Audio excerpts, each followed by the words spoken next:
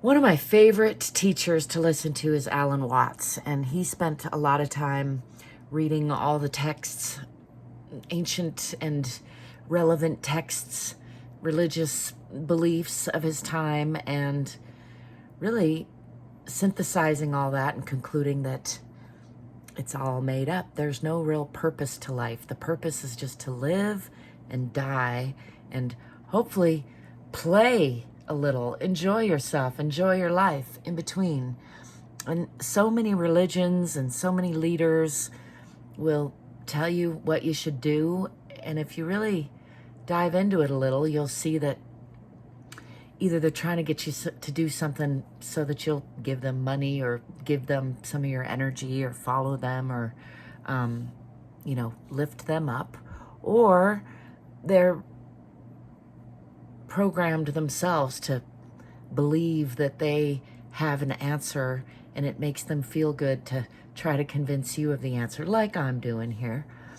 But ultimately, only you can know what your best life is for you, just like I am the only one who can know what's best for me or live this life fully in the way that feels aligned in me.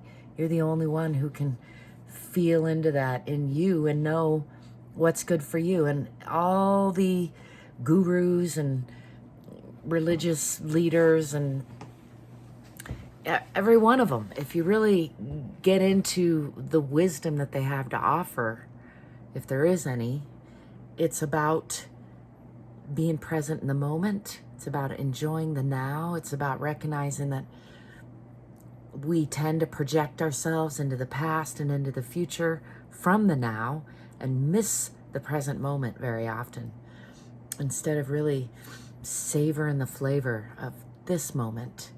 And ultimately, the more we do that, the more we miss our lives. So I hope that you're savoring the flavor. Get out there and get some on you. This life goes by a lot faster than you might think it does. And also sometimes it drags on a lot slower than people think it does. In my experience, have seen that people often think they have more control than we actually do. There are things that you can learn to control, like yourself.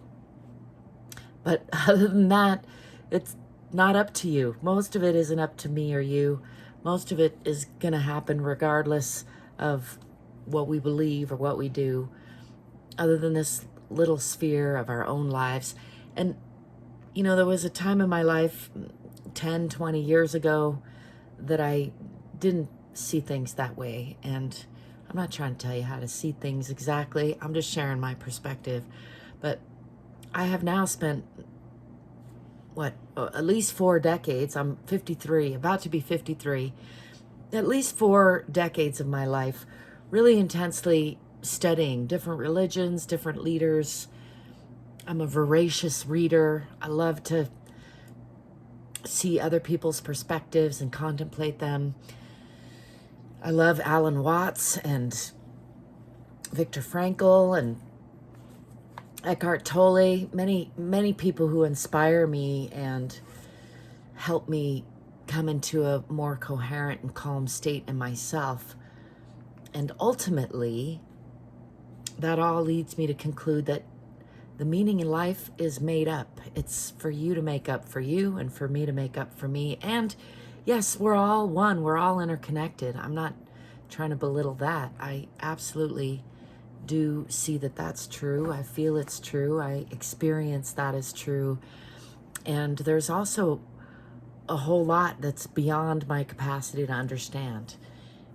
And I'm willing to put money down. There's a whole lot that's beyond your capacity to understand. Well, if I had a lot of money, actually, I wouldn't put it down on that. But you know what I'm saying. I think we love to make up stories. We love to think that we're on the right path, and we are. As long as you're alive, you're on the path of being alive.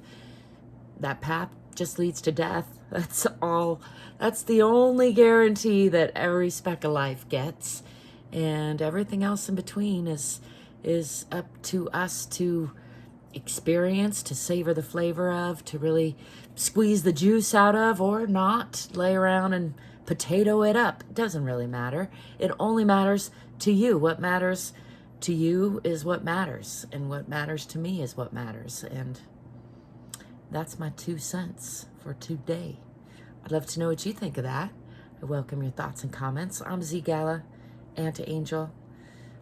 Do like and subscribe because it helps me out, and I thank you if you do. I'll be seeing you. Peace.